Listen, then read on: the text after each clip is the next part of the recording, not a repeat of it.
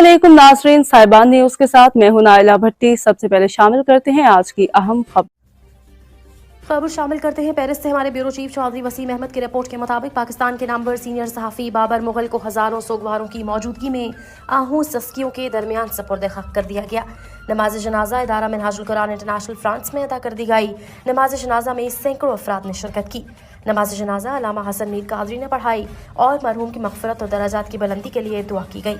इस मौका पर हर आंख अश्कबार थी। नमाज जनाजा में सफ़ीर पाकिस्तान आसिम इफ्तिखार अहमद, सफारत खाना पाकिस्तान के आला अफसरान, साबिक MPA चौधरी शबीर अहमद कोटला, पाकिस्तान पीपल्स पार्टी यूरोप के सदर डॉक्टर इरशाद अली कंबो, साबिक सदर पाकिस्तान मुस्लिम लीग नवाज फ्रांस चौधरी रियाज बापा, मलिक वजाहत, मलिक मजहर, मलिक फारूक, रजाक मुगल, मिर्जा अतीक, राजा इकबाल, यूनिस खान, रजा चौधरी, साहबजादा अतीक, मिर्जा खालिद बशीर, बिलाल मोहम्मद खान, चौधरी वसीम अहमद, सैयद शाहजेब अरशद, मलिक मुनीर, मेहर राहिल रऊफ, चौधरी आसिफ, अबरार कयानी, अफजान नवाज के अलावा सहाफ़ियों, कारोबारी शख्सियात, अजीज़ों अकारब के अलावा पाकिस्तानी और कश्मीरी कम्युनिटी की कसीर तादाद में शिरकत की।